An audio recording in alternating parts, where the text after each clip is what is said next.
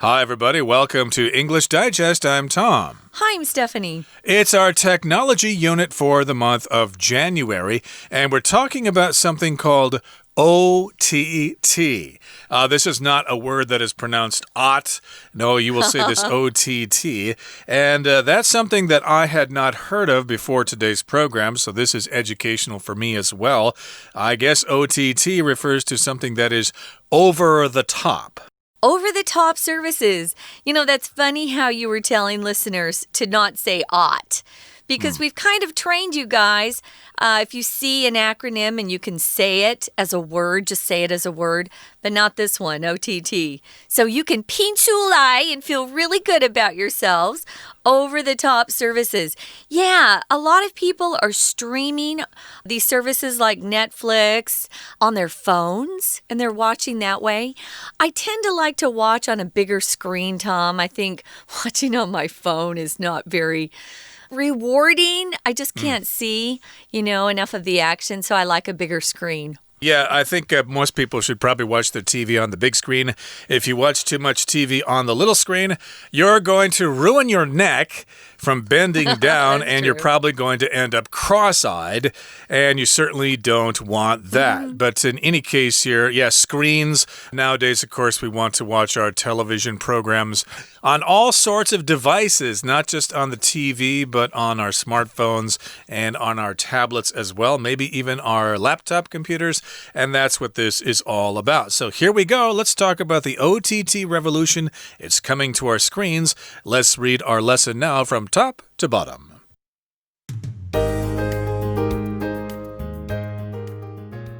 In 2015, Apple CEO Tim Cook predicted that the future of TV is apps. Looking back on that 6 years later, was he right?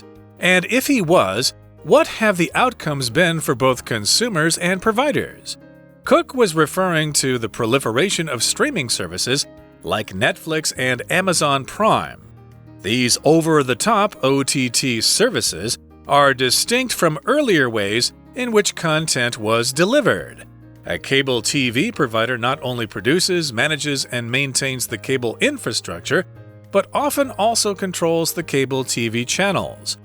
OTT services, on the other hand, use existing infrastructure, the internet, to deliver their content.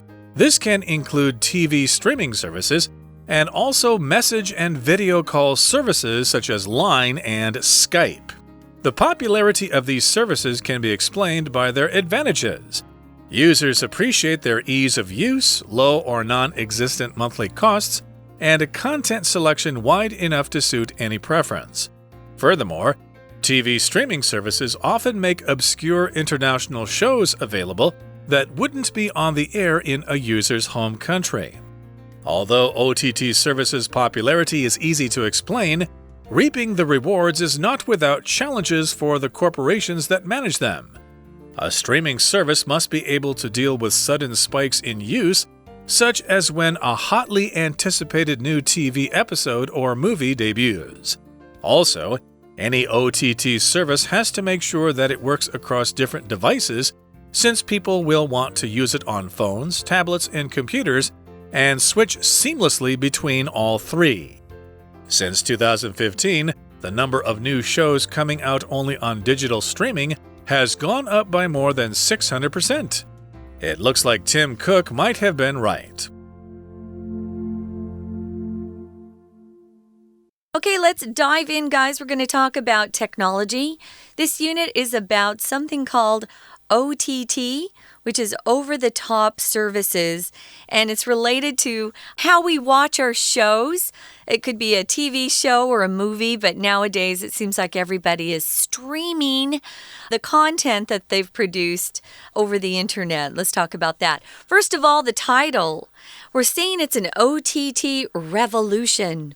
Well, isn't revolution defined as being when a government is overthrown by a group of rebels who want to install a different type of government?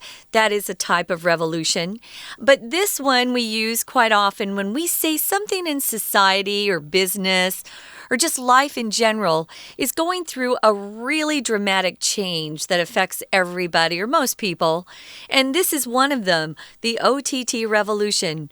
You know, with our technology advances these days, things are changing so quickly that it's hard to keep up with everything. But this is a big one because this is how people get a lot of their entertainment. Yeah, and of course, the revolution is coming to our screens. In the old days, of course, we just had a TV screen, but later on, of course, we started to get computer screens, and then we got the little screens on our cell phones, and then the screens on our smartphones and our tablets. You get the idea. We've got screens all over the place. And in the year 2015, which is about 6 years ago, Apple CEO Tim Cook predicted that the future of TV is apps. Apps here, of course, refers to applications. As Stephanie said earlier, y'all are used to saying APP here in Taiwan, but we say apps ourselves. And yes, indeed, that's the future of TV. At least that's what he said back in 2015. Maybe some people back then thought, maybe he's right, maybe he's wrong, maybe he's crazy. Nobody really knows what the future holds. But we need to ask this question here, looking back on that 6 years later. Was he right? Was his prediction correct? Yeah, and if he was, what have the outcomes been for both consumers and providers? So if you are watching these shows, either a TV show or a movie that's being streamed, you're a consumer, and if you're a provider, you're somebody who's actually creating these shows and movies. So when we say outcome, what do we mean? Well, outcome is a countable noun, and the outcome is just defined as being something that results from whatever you're doing, or it could be the way something turns out, the consequences of what you're doing. So what have the outcomes been for both consumers and providers? I would say they've been pretty good. We could use outcome to talk about maybe you're working on a project for school, and maybe your friend isn't on your team and just wants to know how things worked out and said, hey, what was the outcome? What kind of grade did you get? Was the teacher impressed?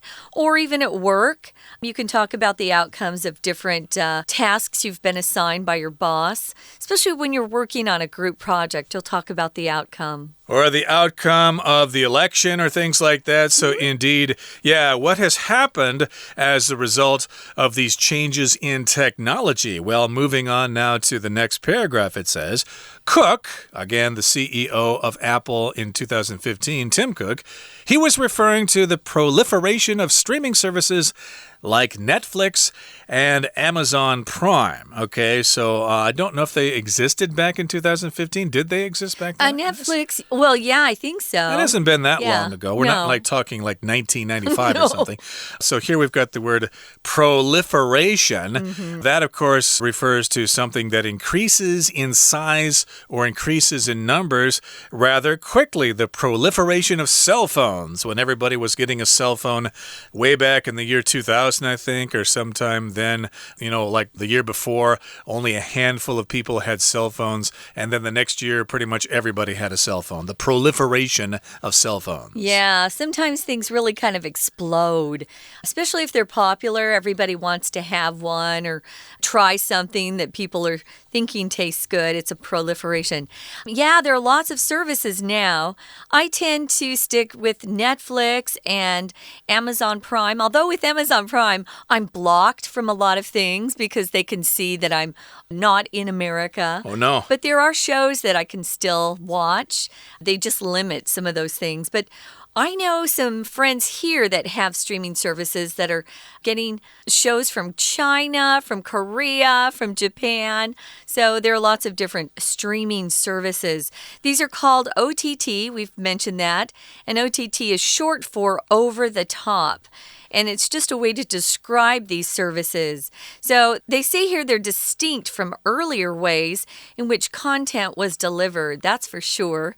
When Tom and I were growing up, there were, I think, 3 network television stations, ABC, NBC, and CBS, and they would provide all of your nighttime viewing entertainment and the news. And now, I don't know many people who even watch ABC, NBC, or CBS. Mostly we're watching other cable TV shows or we're online.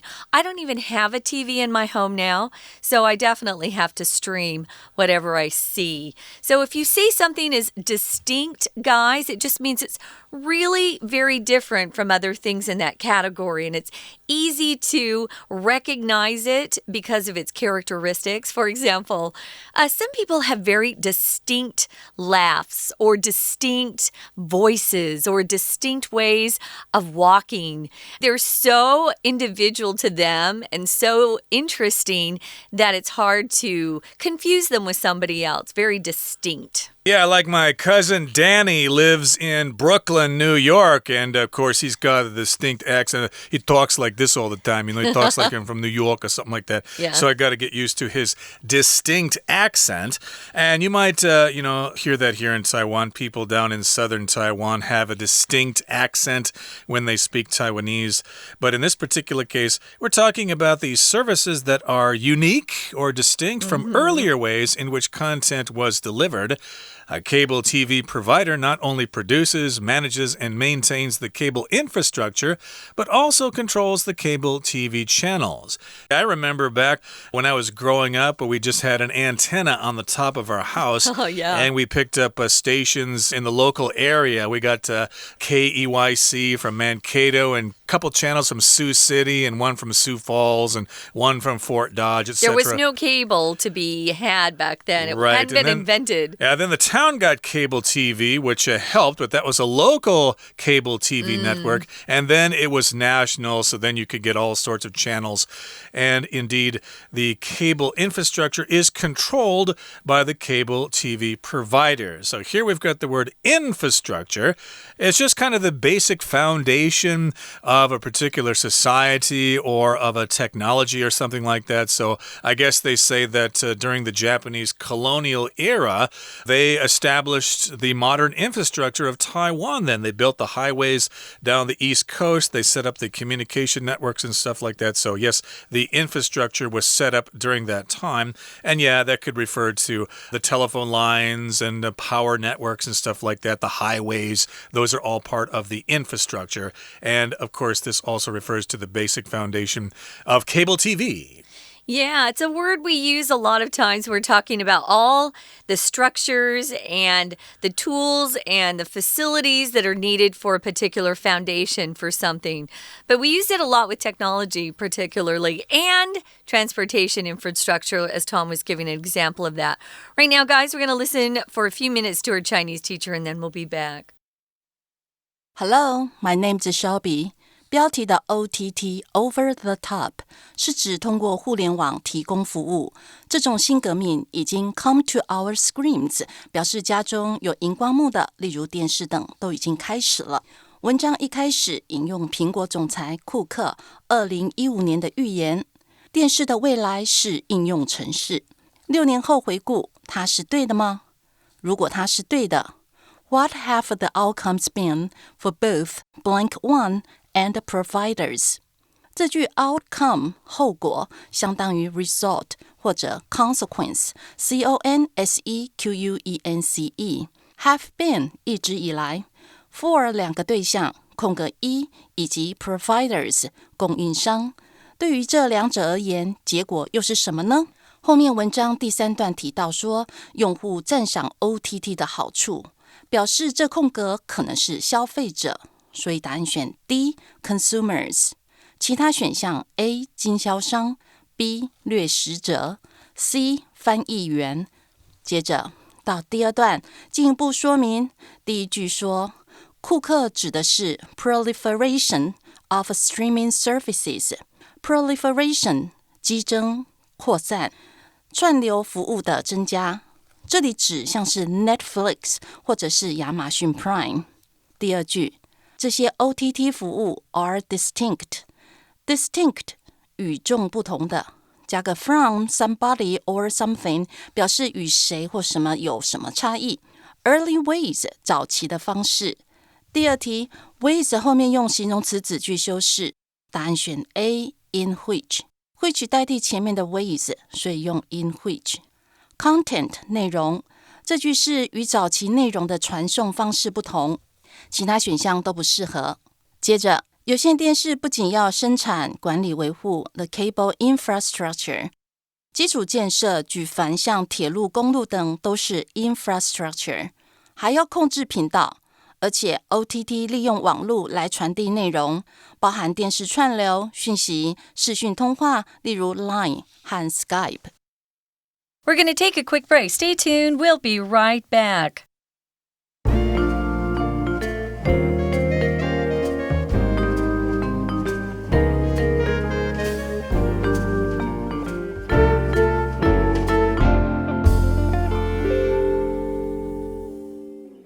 All right, let's continue to talk about today's article, the OTT Revolution coming to our screens. Remember, OTT services are over-the-top services, and they are distinct. They're different from traditional TV. Now, where we left off, we were talking about a cable TV provider, which in my neighborhood is Wenshan. Me too, yeah. I think that's all over Taipei, and basically that's a cable TV provider, and they provide the infrastructure, okay, all the wires. They send a guy over and he hooks up the wire to your TV and stuff like that.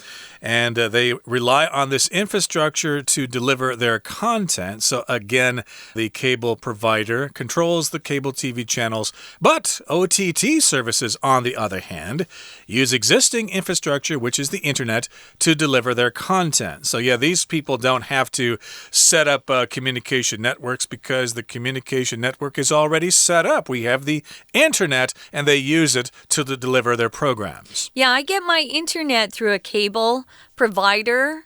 I used to get TV stations from them too, but I disconnected that part. So I just get the internet coming into my apartment and I use these OTT services, or I get online and just, surf around YouTube or other video websites to see things. So that's how they deliver their content, is just through the internet. This can include TV streaming services and also message and video call services such as Line and Skype and WhatsApp. Just yesterday, I was talking to 4 friends. We're all in different countries. We're actually on different continents as well, but we just used WhatsApp. WhatsApp is actually a really good service. It's better than Line if you're making a call, and it splits up your screen. There are 4 of us, so we each have our own little screen. It was quite nice, but that is something that comes through your internet, and that's one of these OTT services, although we would just say WhatsApp is an app, but yeah, it's very convenient. Yep, so we've got these services which include TV streaming services and message and video call services such as Line and Skype and Zoom and WhatsApp, etc., etc. Now, here in the next paragraph it says, the popularity of these services can be explained by their advantages, okay? So there are lots of services that you need to choose from. And so, yeah, how can we describe their popularity? How can we know how popular they are? Well, we basically can do that by looking at their advantages, okay? Different streaming services have some things that other services don't have, but then those services have things that the other one doesn't have. So you kind of have to pick and choose. So users, people who use the services, appreciate their ease of use. They're easy to use, which is great. Low or non-existent monthly costs, and a content selection wide enough to suit any preference. I'm just going to use Netflix as an example. I'm probably more familiar with Netflix. The monthly cost, at least for here in Taiwan, for just one user, and I think they let you put it on 3 devices. I would use it on my computer. I wouldn't even use it on my phone. The monthly cost was fairly low, really, especially compared to what I paid in the States. But non-existent means it's not there at all.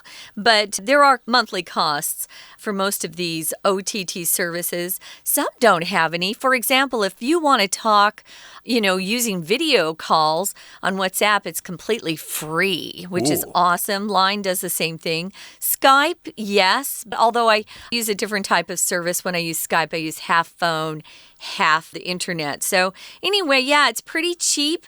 And that, of course, is always appealing to users. Indeed, but you're still paying for your internet service. Sure. So, yeah, it's not all free. But again, the streaming services will have low fees, low costs. And, of course, you've got a content selection that you could never watch all of, okay? You could sit there for years and years. You could live to be 200 years old and never watch every program just once. So, furthermore, in addition, TV streaming services often make obscure international shows available that wouldn't be on the air in a user's home country. So if something is obscure, that means it's kind of rare. It's very unknown. It's not known about by a lot of people. So I guess that's good for us here in Taiwan. If we're foreigners living in Taiwan and we want to watch some TV shows from, say, France or something, or from Italy or something, we could actually see them here using those streaming services, whereas in the past, we'd actually have to go to France or Italy to see those shows. Yeah, it's kind of cool now. You can see shows that were actually originally created in different countries, and Netflix here offers us those shows with the language, the original language, of course, with subtitles. Moving on to the final paragraph, it says, although OTT services' popularity is easy to explain, reaping the rewards is not without challenges for the corporations that manage them. There's a lot of competition between these OTT services, and they're really, getting tough with each other right now. We'll see who comes out on top and who is able to keep making enough money to stay in business. If you reap the rewards of something, guys, it means you've done a lot of work. A lot of hard work for something, and it pays off because the success that you get from putting in all that hard work is worth it, so you reap the rewards. A reward can be different things. We get rewards when we work hard and score high on our tests, or maybe you are a good employee and you work extra hard and you get a bonus or maybe even a raise. That's a reward. So it's something that's given to you because they want to recognize you for your effort, for your achievement, maybe your service. An award, A-W-A-R-D, is something you win in a competition. That's completely different. Yeah, the award for best movie, for example, at the Oscars, for example. But here it's a reward. Maybe you get some money for finding somebody's dog. They offered you a reward. Oh, Fido, you're home. Thank you. Here's $20. Thank you for helping us find our missing pooch. But in this particular case, of course, the rewards are not without challenges for these corporations. Of course, there's a lot of competition. Streaming service must be able to deal with sudden spikes in use, such as when a hotly anticipated new TV episode or movie debuts. So yeah, a lot of people are going to want to watch that show when it first comes out. They want to be the first kid on their block to see that show and talk about it the next day at the office, okay? So yes, indeed, it's a hotly anticipated show or episode. Of course, if you have a series of shows in a program, that is an episode. Like, I want to see the newest episode of The Hunger Games, for example, if that's a TV show. I guess that's a movie, but... it's a movie, yeah. I'm not up on TV shows. Well, let me use one as an example. Peaky Blinders, which is a TV show that was made in England. They have 6 episodes, so every week. In the olden days on TV, every week would be a new episode. But when they have these streaming services, you can see the whole season or whole series just sitting down one afternoon, watching all of them back to back. Also, any OTT services or service has to make sure that it works across different devices.